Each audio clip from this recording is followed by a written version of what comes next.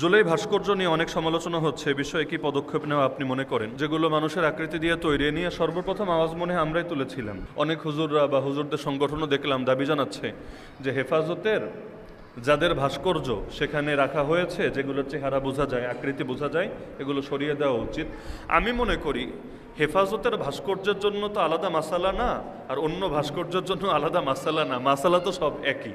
এখন যদি আমাদের কথা থেকে সরকার এরকম মেসেজ নেয় যে ভাস্কর্য সব আপন জায়গায় থাকুক, খালি হেফাজতের যে ভাস্কর্য আছে বা হুজুরদের যে ভাস্কর্য আছে আমরা এগুলো সরিয়ে দেই, তাহলে কি হবে জানেন? আমরা বৃহৎ একটা আন্দোলন থেকে হারিয়ে যাব। এমনিই তো হুজুরদেরকে কেউ স্বীকৃতি দেয় না, তারা রক্ত দিলেও রক্তের কোনো মূল্যায়ন হয় না। এখন দিন শেষে যদি বলি খালি আমাদেরগুলো সরান, বাকিগুলো থাকুক মাশাআল্লাহ, আমাদেরটা নাউজুবিল্লাহ, বাকিগুলো সুবহানাল্লাহ, খালি যদি এটা বলি তাহলে দিন শেষে ইতিহাস থেকে আমরাই হারাবো। এজন্য আমি মনে করি সমাধান দুইটার যে কোনো একটা। এক নম্বর সমাধান হলো সবগুলো ভাস্কর্যের ব্যাপারে আমাদের অবস্থান একই থাকবে। কারণ ভাস্কর্য শেখ মুজিবেরটা বানালেও যে মাসালা, ভাস্কর্য অন্য দলের নেতার বানালেও সে মাসালা, ভাগাভাগি করার সুযোগ নাই। কেউ যদি ভাগাভাগি করে ও দলান্ধ, কেউ যদি ভাগাভাগি করে দলান্ধ, বুঝতে হবে আওয়ামী লীগ নিয়ে তার চুলকানি, এজন্য সে শেখ মুজিবের ভাস্কর্যের বিরুদ্ধে, অন্য ভাস্কর্য নিয়ে বলছে না। না হলে আল্লাহ নবীর ভাস্কর্য যদি কেউ বানায় সেটার বিরুদ্ধে আমাদের অবস্থান নিতে হবে, এটাই কথা, ইখতিলাফের কোনো সুযোগ নাই। তাহলে আমরা হয়তো সব ভাস্কর্য নিয়ে বলবো সব সরাও, অথবা আমরা বলবো ভাস্কর্য থাকুক, কিন্তু যা কিছু নিষিদ্ধ, যেমন চেহারার আকৃতি বোঝা যাওয়া নিষিদ্ধ, তাহলে চেহারার আকৃতিটা সরিয়ে দাও, বাকিটা থাকুক। কেউ যদি আঙ্গুলের ভাস্কর্য বানায়, হাতের ভাস্কর্য বানায়, অথবা আকৃতি স্পষ্ট বোঝা যায় না এমন কিছু বানায়, ইসলামে সেটা কিন্তু নিষিদ্ধ না। নিষিদ্ধ হলো এমন জিনিস যেটার মুখাবয়ব, যেটার চেহারা আকৃতি স্পষ্টভাবে ভেসে ওঠে। তাহলে চেহারা না বোঝায়ও তো কিছু বানানো সম্ভব, তাহলে যেগুলো তোমরা বানিয়েছো জাস্ট চেহারাগুলো নাই করে দাও। আল্লাহ রসুল সাল্লাহ সাল্লাম যখন মক্কা বিজয় করলেন, ওই কাবার মধ্যে যে মূর্তিগুলো ছিল এর মধ্যে কিছু ছিল এমন দেয়ালে, কাবার দেয়ালে পর্যন্ত এগুলো আঁকা হয়েছিল, মানে একদম দেয়াল খোদাই করে আঁকা হয়েছিল। এখন বাকিগুলো তো সরিয়ে দিয়েছে, এগুলোর কি করবে? আল্লাহ রসুল বলেছিলেন প্রলেপ লাগিয়ে দাও, উপর দিয়ে এমন কিছু লাগিয়ে দাও যাতে এটা আর আলাদা করে না বোঝা যায়। তো বেশ সহজ। আপনারা যে ভাস্কর্যগুলো বানিয়েছেন মাসালা সব একই, ওই হুজুরদেরটাই হোক আর অন্যদেরটাই হোক, এই চেহারাগুলো যাতে আড়াল হয়ে যায় আপনারা এই ব্যবস্থা করেন। কিন্তু আমার একটা দুঃখ আছে, বিশেষ করে এই দেশের হুজুরদেরকে নিয়ে, যার মধ্যে আমিও আছি, আমিও তো হুজুর। দুঃখটা হলো আমরা অনেক সময় দাবি জানাই এমন লোকদের কাছে যাদের দিয়ে কখনো দাবি পূরণ হবে না। যেমন মনে করেন কাদিয়ানীদের কাফের ঘোষণার একটা দাবি এই অঞ্চলে শুরু থেকেই চলে আসছে, এবং এটা দাবি করা উচিত, আমাদের ইমানের দায়িত্ব বটে। আমাদের স্লোগান থাকে যে কাফের কাফের, কাদিয়ানীরা কাফের, সংসদে আইন চাই, এই জাতীয় বিভিন্ন কথা থাকে। আচ্ছা, সংসদে কাদিয়ানীরা মুসলমান নেই, আইনটা কারা করবে আমাকে বলেন তো? নাস্তিকরা, সেকুলাররা, বামরামরা, কারা করবে? এগুলো তো করবে খাঁটি মুসলমানরা। তাহলে খাঁটি মুসলমানরা যদি সংসদে না যায়, তাহলে আইন কি আপনার বাপে আর আপনার দুলাভাই করবে? আপনি একদিকে চেষ্টা করবেন যে ইসলামী দলগুলো যাতে ক্ষমতায় যেতে না পারে, তার এই দোষ, তার ওই দোষ, এই সমস্যা, ওর এইটা এমন কেন, ওর ওইটা এমন কেন, খালি সবাই রে আপনি পচায় রাখবেন। দিন শেষে ক্ষমতায় পাঠাবেন তাদেরকে, বলবেন এরা মন্দের ভালো, এরা তো আমাদের মাদ্রাসায় টাকা দেয় মাশাআল্লাহ, আমাদের মসজিদে দান করে মাশাআল্লাহ, এদেরকে ক্ষমতায় পাঠাবেন।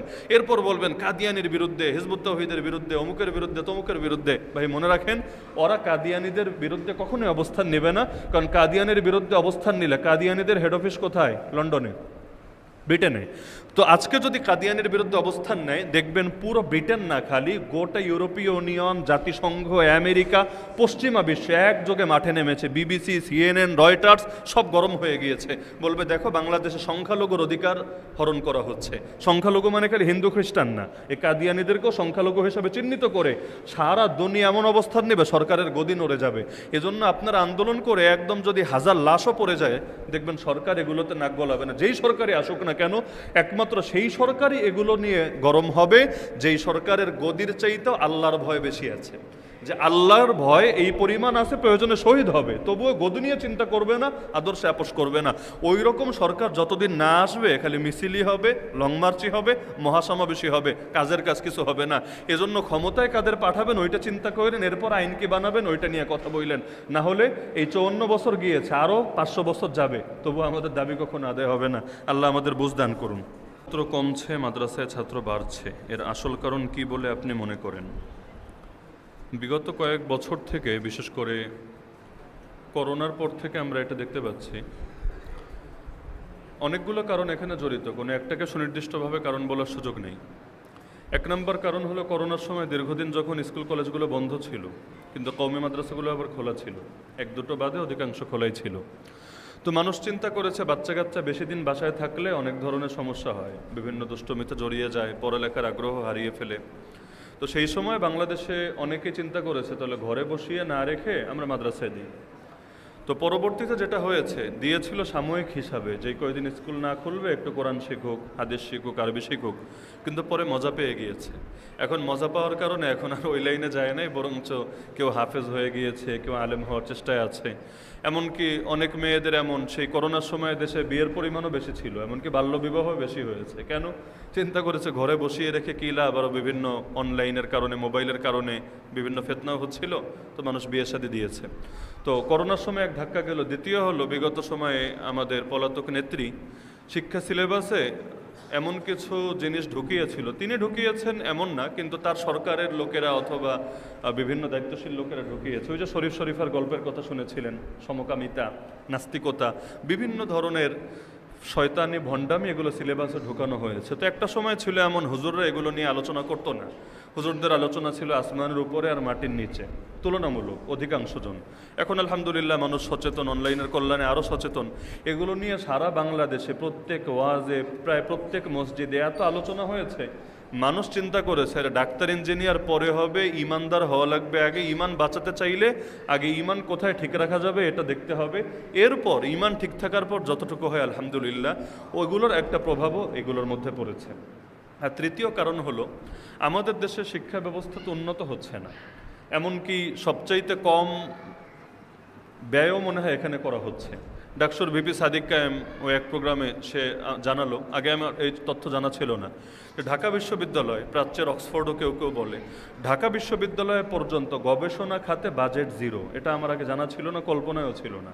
বাজেট তো বিভিন্ন খাতে আছে, কিন্তু গবেষণার জন্য তো আলাদা বাজেট দরকার। এমনকি আমাদের দেশে যে বড় গবেষক তৈরি হয় না, দিনী লাইনেও কম হয়, ইলমের লাইনেও কম হয়।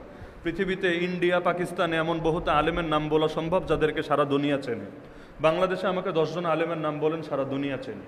সারা দুনিয়া বলতে সারা দুনিয়ায় বাঙালি যারা আছে এদের কথা বলছি না, যাদের ভাষা আরবি, যাদের ভাষা ইংলিশ, যাদের ভাষা উর্দু, এরকম সবাই চেনে। 10 জনের নাম বলেন, কিন্তু ইন্ডিয়ায় আমি বলতে পারবো, পাকিস্তানে বলতে পারবো, বহু দেশের বলতে পারবো। এই দেশে নাই কেন?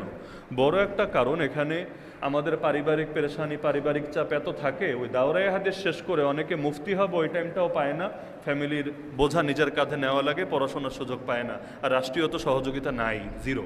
তো যার কারণে গবেষক তৈরি হয় না। তো এগুলো একটা বড় কারণ, যে অনেকে ভাবছে যে এগুলোতে পড়ায় কি হবে, এর চাইতে রিজিক যা কপালে আছে আল্লাহ লিখে রেখেছে সেটা এমনিও আসবে অমনিও আসবে, মাদ্রাসায় দেই।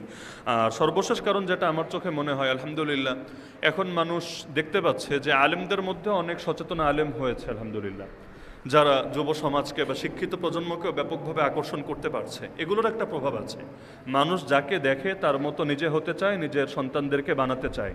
তো এই তরুণ আলেমদেরও জনপ্রিয়তা অনেকের ভেতরে এই প্রভাবটা সৃষ্টি করেছে। তারা ভেবেছে আমার ছেলেকে আমি অমুক আলেমের মতো বানাবো।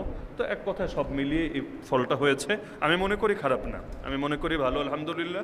শুধু আমাদের মাদ্রাসা শিক্ষা ব্যবস্থাটাকে একটু উন্নত করা দরকার, একটু যুগোপযোগী করা দরকার। যেখানে যেখানে গ্যাপ আছে, যেমন ইংলিশ, শুধুমাত্র দেখা যায় ইংলিশ না জানার কারণে কত আলেম এমন আছে যাদের এলেমে কমতি নাই, কিন্তু দুনিয়া তাদেরকে চেনে না, কারণ ভাষাগত যোগ্যতার তাদের এখানে ঘাটতি আছে। এমনকি দেখবেন ইন্ডিয়ায় হিন্দি ভাষায় তারা কথা বলে, যদিও আরও অনেক ভাষা আছে। পাকিস্তানে উর্দুতে বলে, উর্দু আর হিন্দি কাছাকাছি। এজন্য ইন্ডিয়ার আলেমদেরকে পাকিস্তানের লোকেরা চেনে, পাকিস্তানের আলেমদেরকে ইন্ডিয়ার লোকেরা চেনে, বাঙালিরা কে চেনে। এজন্য বাংলাদেশে দেখবেন অনেক হুজুর আনে ইন্ডিয়া থেকে, পাকিস্তান থেকে ওয়াজ করার জন্য। বাংলাদেশ থেকে কারে নেয়? আমার নাম বলেন। যে ইন্ডিয়া থেকে নিয়ে গিয়েছে ওয়াজ করার জন্য, পাকিস্তান নিয়ে গিয়েছে ওয়াজ করার জন্য। কেন? আমাদের ভাষাগত সমস্যা। তো এ কারণে ইংলিশ যেহেতু এখন একটা আন্তর্জাতিক ভাষায় পরিণত হয়েছে, এজন্য আমি মনে করি আলেমরা যদি জাস্ট ইংলিশটাও ভালো মতো চর্চা করে, তাহলে বাংলাদেশে যেই পরিমাণ আলেম আছে, আমাদের দাওয়া সারা দুনিয়া জুড়ে বিস্তৃত হয়ে যাবে ইনশাআল্লাহ।